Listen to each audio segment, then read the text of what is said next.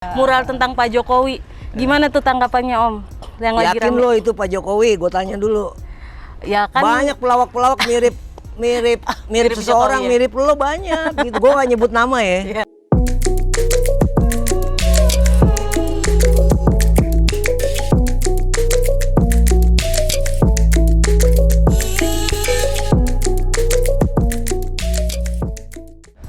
Hai viewers, balik lagi bersama saya Natalia Lorenz di podcast jpnn.com. Kulik terus, jangan kasih kendor.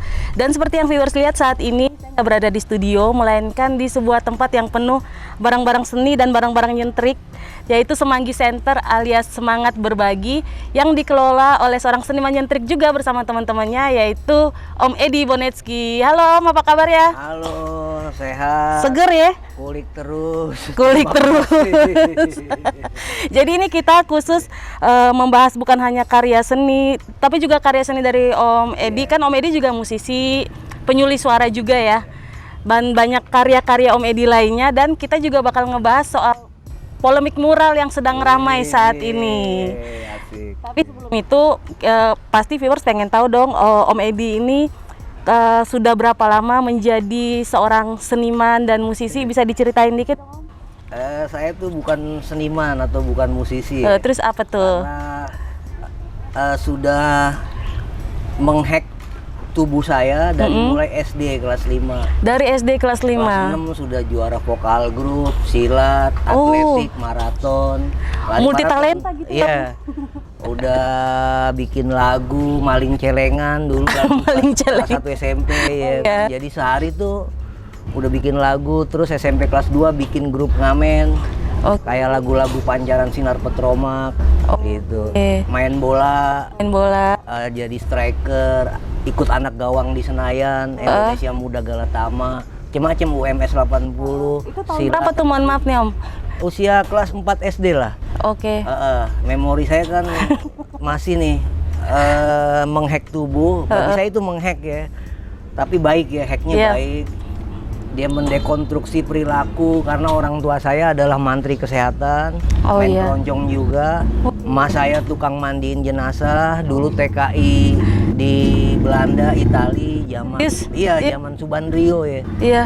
Zaman Soekarno dulu, Menteri Luar Negerinya kan Subandrio. Dulu bukan tenaga kerja, Menteri Tenaga Kerja yang ngeluarin rekomendasi, tapi Menteri Luar Negeri. Oke. Ya, pergaulan tubuh saya di situ. Iya. Jadi kalau saya dibilang seniman ya bukan, saya hanya pewujud visual. Oke. Saya hanya mentafsirkan bunyi melalui musik, bikin album, Orde Gila, Republik Kawat Berduri, album bola, supporter Indonesia, Republik Viola, Tangerang Persita, album kampanye pemilu, KPU di kota, macam-macam lah. Jadi tuh gitu.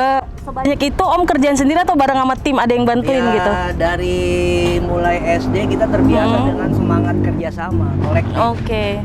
Jadi udah belajar kayak berorganisasi gitu ya Om ya? Vokal grup kan nggak mungkin sendiri. Iya, kalau sendiri solo namanya, vokal grup ya kan. Bener-bener. Vokal grup ada yang main gitar, ada yang nyanyi suara 1, suara 2 ya kan gitu. Kalau Om suara berapa dong? Saya suara orang kebanyakan. Kayak lip sync ya berarti ya, kagak nyanyi ya? Itu kan Natalia. Kulik lagi. Ini kan Edi Bonetsky. Edi Bonetsky ini belakangan ini kan aku lebih sering melihat Om itu juga banyak melukis gitu ya. Bisa dijelasin dong Om, lukisan Om itu jenisnya apa, terus biasanya tentang apa aja? Melukis tuh bagi saya adalah suatu kegembiraan.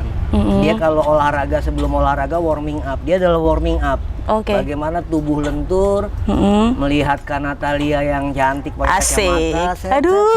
Set. Ini rasa salju langsung. Makanya saya bukan bilang pelukis, tapi mentafsirkan visual Natalia. Jadinya bukan Natalia cuma. Jadinya siapa itu? Jadinya Nitili. Karena saya bukan Tuhan, saya hanya berikhtiar dengan tubuh, ya jadinya begitu gitu. Iya, Gitu. Melukis itu bagi saya kebutuhan. Kebutuhan biologis, kebutuhan ideologis, kebutuhan estetis, kebutuhan bagaimana meriangkan apalagi di saat situasi pandemi gitu. Iya betul. Baru intens sih 13 tahun terakhir ya. Intens. Itu bukan baru. Intensnya sebenarnya dari mulai kelas 1 SMP udah mulai coret-coret. Oh, sudah mulai belajar. Natalia pacar Ucok. Asik. Top 80 misalkan kayak gitu. Ya itu bagian dari bentuk apa ya? semangat visual menulis juga ya. artistik gitu loh saat itu gitu.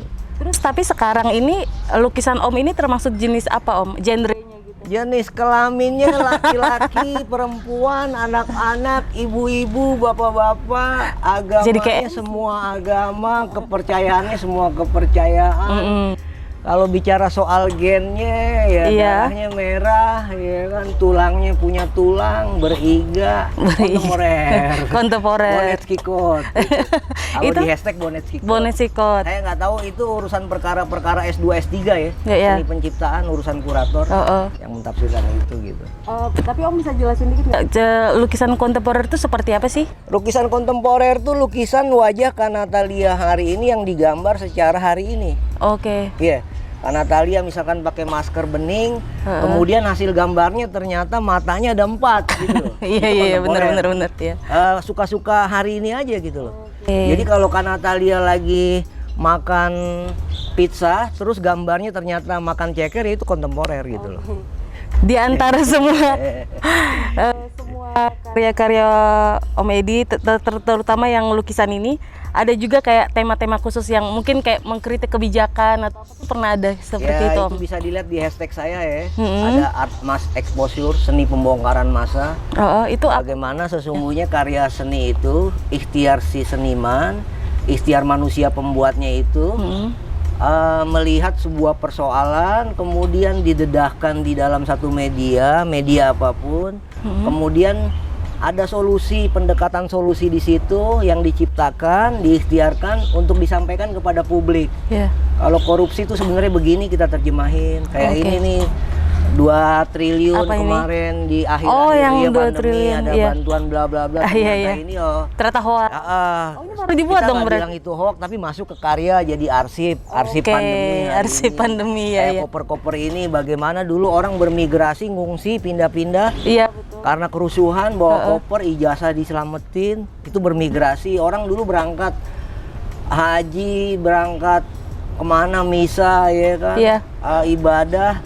Dulu bawanya koper ya kan. Iya betul. Kalau sekarang kan lebih ribet kayaknya. Dulu tuh keren ya kan. Dulu keren bermigrasi satu tempat ke tempat yang lain tuh nggak ninggalin sampah gitu loh. Kayak gitu. Itu pesannya itu sih. Ya pesannya itu ya.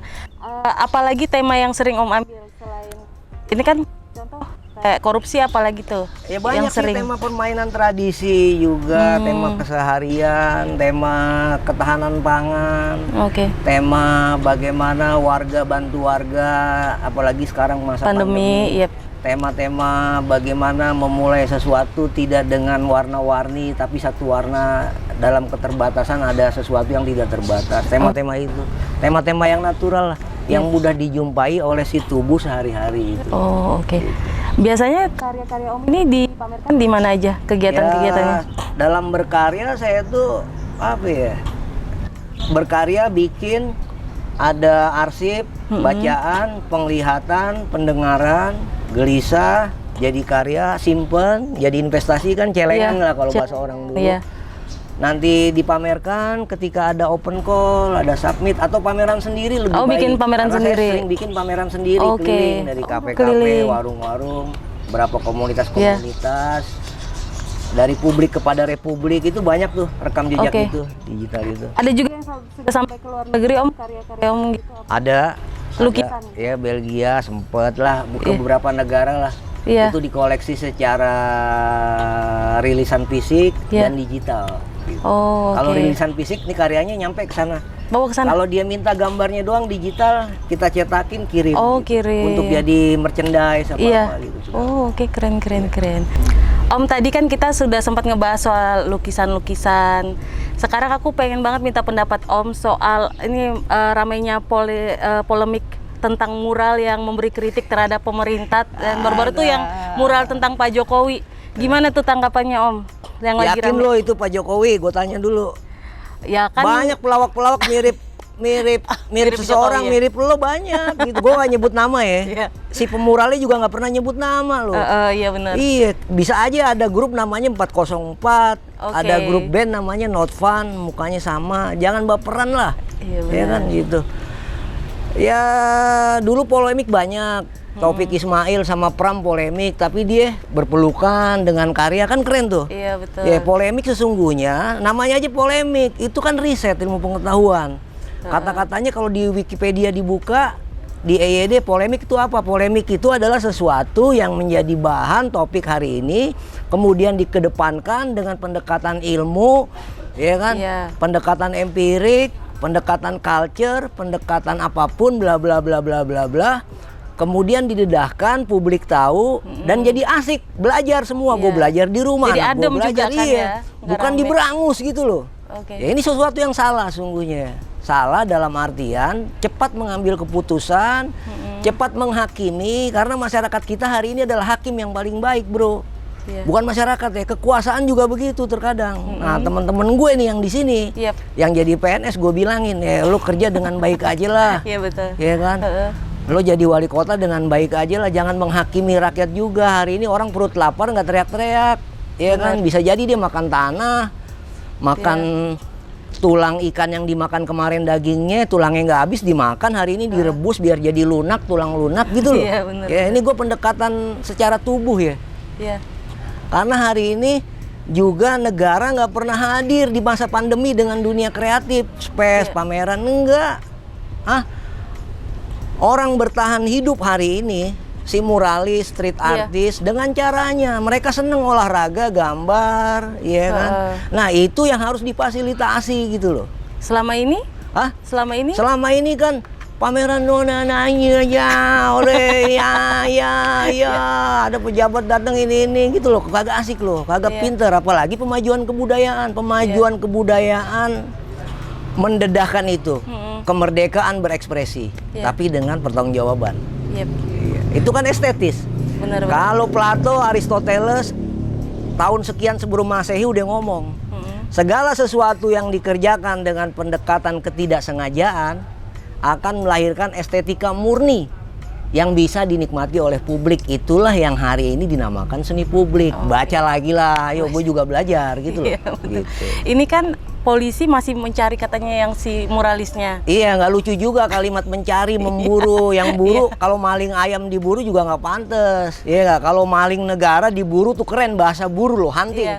Lo pernah nonton film Hunter nggak? Yang detektifnya botak dulu di TVRI ya kan? Dia hunter, memburu, bener-bener memburu yang salah gitu loh. Bukan memburu yang emang notabene punya ilmu, gambar, cakep. Gue sih kalau jadi ini gue pamerin tuh keren. Ada rekam jejak masa pandemi gitu loh, kayak gitu. Ini malah dihapus ya Om ya? Katanya dihapus tuh gambarnya. Pendekatan kekuasaan secara struktur hari ini tidak nampak jalannya kultur gitu loh. Paham nggak? Jadi kata Aristoteles, Ibnu Battuta, Al-Ghazali, nabi-nabi, ya kan? Nabi-nabi yang palsu, yang asli juga ngomong begitu gitu loh. Apalagi ya pemuka-pemuka agama gitu loh. Kalau Om kan ini sudah lama banget, termasuk di dunia seni juga sudah lama banget. Lama sih enggak Kak, cuman ya kita seneng lah. Iya. Ya, seneng aja, gembira gitu.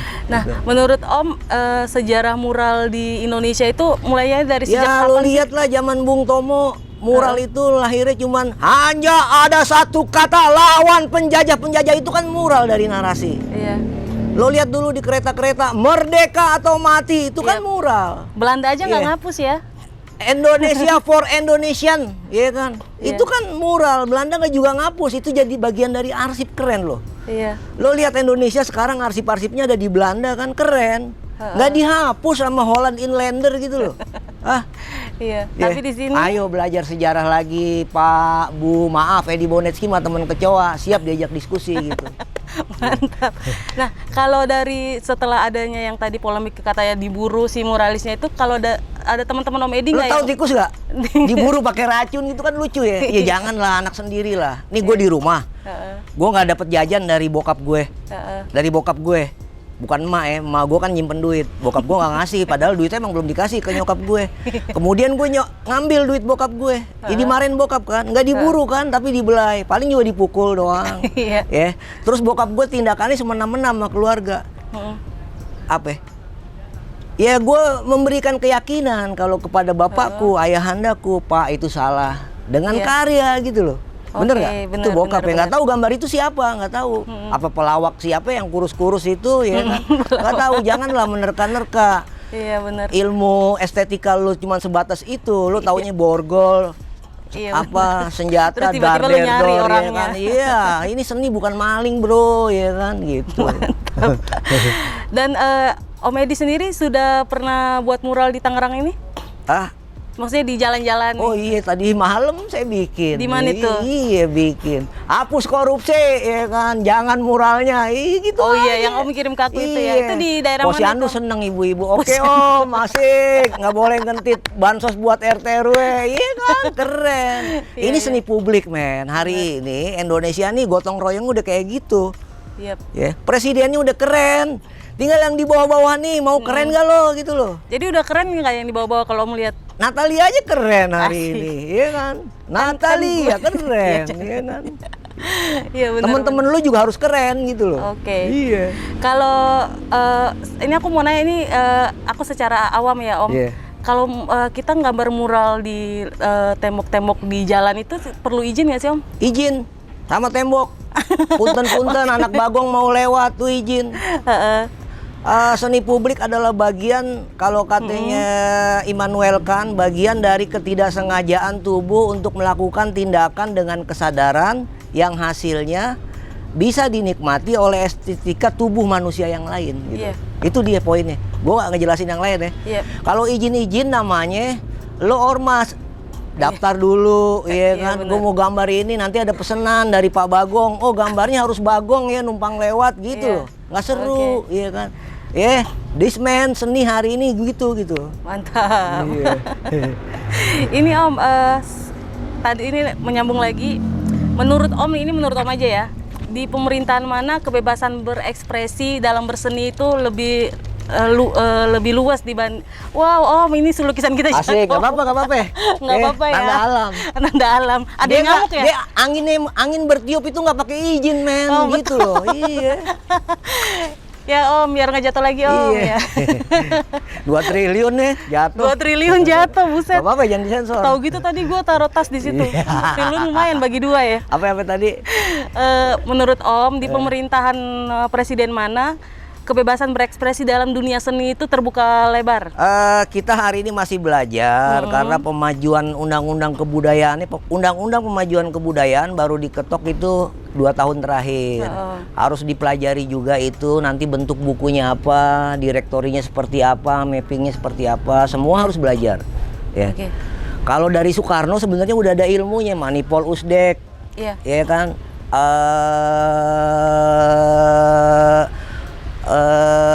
Berkebudayaan, berkemandirian. Dulu Beatles dilarang di Indonesia karena gimana caranya budaya Indonesia harus tumbuh, tari-tarian segala macem, suara Mahardika gitu loh, iya kan. Nah di era sekarang nih undang-undang pemajuan kebudayaan lah yang harus dikulik oleh pemangku kebijakan, oleh saya sebagai manusia yang berkutat di situ, oleh teman-teman yang ngurusin soal-soal art, culture gitu loh. Sejauh ini terutama di pemerintah apakah sudah cukup menggandeng seniman-seniman ataupun orang yang punya karya-karya gitu? Di kementerian itu sudah jadi festival. Oke. Festival mural di Kongres Kebudayaan, mural disediain. Gambarnya apa? Ada orang asmat, nari-nari, macam-macam. Itu tidak dilarang gitu loh. Padahal itu kritik juga tuh. Nih loh, gue harus begini hari ini, menikmati indahnya rayuan Pulau Kelapa di tanah air dengan pendekatan Indonesia Raya bahagia-bahagia gitu loh. Iya. Karena kita harus hafal juga Indonesia Raya yang 3 stanza. Indonesia tanah yang suci, tanah kita yang sakti, di sanalah kami berjanji jaga ibu sejati, ibu pertiwi gitu loh. Ya. Oke. Jadi perkara-perkara detail culture di undang-undang pemajuan kebudayaan yang sudah diketok palu oleh presiden harus dipelajari kembali gitu loh. Itu aja sih. Ya. Si Pak RT-nya harus belajar, RW-nya harus belajar, Pak Lurahnya harus belajar, camatnya harus belajar, ya. Polisinya harus belajar, Angkatan Bersenjata Republik Indonesianya harus belajar gitu loh. Ayo sama-sama belajar. Banyak loh orang TNI yang jago musik, jago mural, polisi, iya banyak. Pelukis yang pelukis juga, ya. banyak. Itu keren, mereka belajar bagaimana tubuh itu laku budinya lunak gitu loh. Pendekatannya tidak pendekatan marah-marah gitu loh. Pendekatannya pendekatan kemanusiaan. Ih, kan Natalia. Nah, Om minum dulu biar segeran, biar nggak seret. Ya. Minum. Ada yang merah-merah nggak, Om? Ada Modang Uwu. Modang Uwu gue waktu di Rusia mengalahkan vodka tuh. Oh iya, serius? Iya, lewat vodka mah. Bener, lo coba aja, lo ke Eropa Timur dulu, cuma jangan di Indonesia. Kita perginya ke Indonesia Timur adanya. Om jelasin sedikit dong soal ini hasil karyanya nih, kapan dibuat, artinya apa, kenapa membuat ini? Ya, ini kan bagian dari cara saya mempolakan tubuh untuk belajar, biar orang-orang yang melihat karya bisa belajar juga soal sejarah. Kalau di masa pandemi pernah terjadi, orang mau nyumbang 2 triliun nggak jadi, mudah-mudahan jadi sih ya. Itu ada kolase Papua, nggak cukup Indonesia ya kan, yang hari ini sebenarnya terjemahan Indonesia Raya, Indonesia Bahagia tuh, Indonesia tanah yang mulia, tanah kita yang kaya harus bisa juga ditafsirkan oleh semua manusia gitu loh, manusia Indonesia. Iya. Ini berapa lama buatnya? Sehari jadi? Sehari jadi apa berhari-hari? Ini 3 tahun loh dibuat. Serius, Om? Iya, karena dulu gambarnya cuma kolase, kemudian karena pandemi ini mengendap. Ada perkara kemarin mau nyumbang 2 triliun nggak jadi, masuk ke situ. Masuk. Pegingan ya, mudah-mudahan jadi apa ya. yang sedang happening. Mudah-mudahan jadi. Itu kan mengganggu daya hidup saya gitu loh. Gitu. Om, ini ada pertanyaan sedikit, berbelok sedikit. Karena Om ini kan juga seorang musisi, terus juga pelukis. Untuk menjadi seorang kayak pelukis itu ada bisa kayak menambah pendapatan secara ekonomi nggak sih, Om? Ada dong. Dan dan muralis gitu-gitu tuh bisa? Ada dong. Bisa jadi mereka sehari-hari bukan muralis. Oh, oke. Petani. Kalau zaman dulu orang-orang zaman revolusi agresi militer, yang tukang-tukang mural pakai cat kapur di kampung-kampung merdeka atau mati, sekali merdeka tetap merdeka, itu adalah pejuang-pejuang petani yang sehari-hari membajak sawah, yang bertempur-bertempur, yang perang-perang. Ya kan, yang melakukan propaganda melalui tulisan, ya kan gitu. Gitu sih. Kalau saat ini di Semanggi Center ini yang selain Om yang melukis, ada berapa orang lagi? Hampir semuanya melukis. Oh, hampir semuanya bisa. Bisa melukis. Oke. Tapi bukan dalam artian pelukis ya. Iya. Menerjemahkan misalkan tuh kayak gitu agama seperti alat kelamin apa gitu loh. Iya, bisa betul. ngurek-ngurek gitu loh. Iya. Karena yang perlu diambil adalah bagaimana tubuh punya ruang intuisi untuk merespon keadaan gitu loh. Iya. Denah, karena Natalia mau kemana? Ini denahnya dong gambarin. Nggak pakai Google Map kan digambar tuh. Iya. Digambar tuh garis ya. Iya, garis. Gitu, Iya, garis, oke. ya. Jadi jangan diartikan pelukis itu harus sama, mirip, jangan. Iya. Tapi bisa mentafsirkan situasi ya kan secara pendekatan tubuh. Iya. Gitu. Om, gimana ngebedain antara itu karena memang seni mural atau vandalisme? Itu gimana ngebedainnya dong, Om? Kalau di jalan kan kadang menurut orang kan ada yang iseng. Nggak ada beda, yang vandal tuh justru yang hari ini orang lapar kemudian ngelihat sesuatu baliho-baliho yang besar, gue udah kerja, dia bikin bannernya banyak. Balihonya banyak. Vandalisme kekuasaan itu ya kan. Jadi balihonya yang vandalisme ya. Lo lagi jalan nih mau kantor kerja, nih orang ngapain sih, maksudnya apa sih? Gua aja nggak ngerti ya kan. Yang mana, yang kepak sayap? Yang kepak sayap? Enggak, bukan yang itu ya. Kayak ngerti aja lo soal pertanian, mari kita bertani, mari kita menanam. Kayak ngerti aja lo soal pohon ya kan. Bannernya di mana-mana. Gambarnya lagi nanam pohon, bajunya rapi. Iya. Nggak kayak petani kan belok-belok tuh. Kalau orang ngecat kan tangan juga kotor nih, cat nih bekas cat gitu. Iya, gitu. Oh, kalau itu terlalu inilah, lebay lah. Nggak sesuai dengan kenyataan. Lo lihat Pak Pram, gambarnya lagi ngetik tuh, iya kan. Buya Hamka, iya kan. Romo, Mangun Wijaya, di Jogja, Kalicode, mural, gambar, kampung-kampung yang tadinya kumuh jadi gambar. Iya, betul. Lo lihat di ragam warna, Kendal, warga menggambar kampungnya, macam-macam. Di Jogja udah seperti itu, Tangerang, Bekelir, segala macam. Iya seperti itu gitu loh harusnya. Harusnya seperti partisipatoris publik. Publik berpartisipasi, ya kan, dengan apapun. Iya. Jangan dinilai bagus atau jeleknya ya. Iya. Itu mah jelek, anak kecil belum bisa gambar. Ya beri ruang mereka berkesempatan untuk mendayagunakan estetika tubuhnya menggambar gitu. Itu. Om, ini sekalian jelasin tentang Semanggi Center ini, apa aja sih yang dilakukan di Semanggi Center ini, Om? Semanggi Center itu Lingkar Semanggi, Semanggi Foundation, semangat berbagi ya, tempat ruang bertemu lintas. Lintas manusia, lintas subjek kelakuan, lintas profesi, lintas agama, lintas apa ya, lintas pekerjaan. Ya, apa aja lintas pekerjaan di Semanggi Center ini? Ada yang tukang sablon, artis sablon, ada yang arsitek kayu, gimana bikin lemari, ada guru matematika, fisika gitu loh, macam-macam. Ada penulis gitu loh. Ya lintas lah. Kan kata Om ada apa?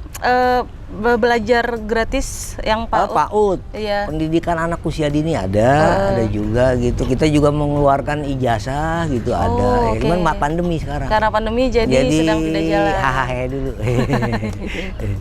Kalau Om melihat dunia seni dengan anak muda, sekarang kan anak muda lebih sering hari ini smartphone. semua anak muda masa pandemi pengen jadi seniman. Karena seniman mampu mendedahkan semua peristiwa dengan terhormat dan mulia. Tidak dijelek-jelekin. Meme gitu kan keren ya. Asik ya kan. Semua dibecandain gitu loh. Asik. Ya ini yang harus dibaca oleh kekuasaan, struktur kekuasaan. Kalau di masa pandemi ini saat orang terpasung extraordinary ya kan, terbatas tapi tidak terbatas. Ingin menjadi dia, ingin menjadi manusia gitu. Gitu. Kalau selama pandemi ini terutama banyak orang yang datang ke sini buat belajar melukis nggak Om? Banyak, kita buka studi garis, soal garis, buka kelas, tapi dengan prokes ya, pakai masker. Dari untuk semua umur ya. Iya, untuk semua. Udah ada 4 edisi, bisa aja di scroll tuh di Instagram Semanggi Center. Semanggi garis center. Iya, bukan foundation. Aku foundation lihat di IG-nya foundation ya. Iya. Jadi itu nanti bisa mendaftar situ ya kalau mau ikut kelas. Nggak harus mendaftar sih. Harus di sini aja. Open 24 jam. Dari mulai pagar depan nggak terkunci ya. Jadi nyelonong aja masuk, Assalamualaikum ya kan, mau belajar ya, malam mau belajar. Kita mau sharing nih. Gua ada karya begini-begini ya, kita berbagi soal ilmu yang didapat atau berbagi silang lah. Berbagi pengetahuan. Bisa jadi yang datang pengen belajar ternyata ilmunya lebih banyak daripada saya gitu loh. Jadi saling belajar, saling isi lah. Ya tepo seliro lah. Apa segala macem lah. Sebenarnya filosofi kebangsaan udah ada di sini gitu. Ngomong-ngomong filosofi kebangsaan, kan Om sering dulu ikut kegiatan-kegiatan untuk sosialisasi Pancasila gitu Om. Masih tuh Om? Sosialisasi Pancasila yang ditangani oleh BPIP sungguhnya harus lebih ke ranah culture, pendekatan tubuh ya. Ini 5 Pancasila. Jangan pendekatan ceramah. Emang sekarang lebih banyak ceramah? Ya ceramah, wacana, tutorial, capek. Lu kuliah dulu program penataran P4 pola pendukung 48 jam bagi mahasiswa baru, capek lu ngedengerin doang pakai baju hitam putih ya. Butir-butir Pancasila. Ya sekarang Pancasila tuh ya kayak gini nih. Karena Natalia, silakan diminum ya kan. Manusia yang adil dan beradab. Bang udah minum belum? Silakan minum. Itu Pancasila gitu loh. Ya? Mau apa lagi sih kita gitu loh. Sekarang kurang ya. Jangan marah-marah tiba-tiba. Oh ini vandal, ini mural menghina. Ya, bukan Persatuan Indonesia yang gitu loh. Repot gitu loh. Ya. Oke Om, ini terakhir Om, pesan Om untuk seniman tanah air dan juga untuk penguasa yang belakangan ini anti kritik, pesannya Om. Penguasa. Asik. Nyanyi dulu nggak apa-apa kan? Berilah hambamu uang. Sebenarnya Iwan siapapun musisi besar Indonesia udah ngomong lah. Itu pandal loh kalau mau dibilang apa menyinggung manusia setengah dewa. Iya kan, gua aja nyanyi lah. Kami ingin presiden Indonesia. Iya loh, jangan juga tiba-tiba menghardik. Wah itu seni visual menyinggung perasaan. Iya. Seorang ini itu. Ya apa ya? Jadi manusia aja lah. Jadi manusia Indonesia seutuhnya lah.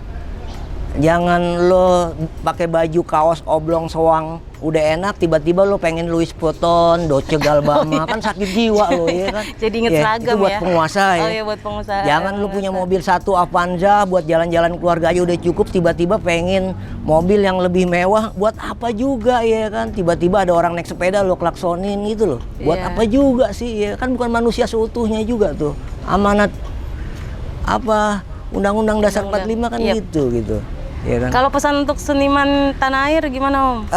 Masa keterbatasan adalah masa yang tidak terbatas untuk bergerak bersama tubuh dan publik, gitu aja udah. Oke, itu aja. Ini kan kayak aku nih, enggak ya? Bisa dijelasin ini apa ini Om? Ada pakai masker, terus bentuknya serupa agak-agak mirip aku kalau dari jauh. Apa ini Om? Ini bulan puasa, gue tuh udah ngebidik harus bikin badak. Ternyata beberapa hari kemudian ada korupsi masker. Oh, oke. Di suatu daerah gitu. Terus bansos.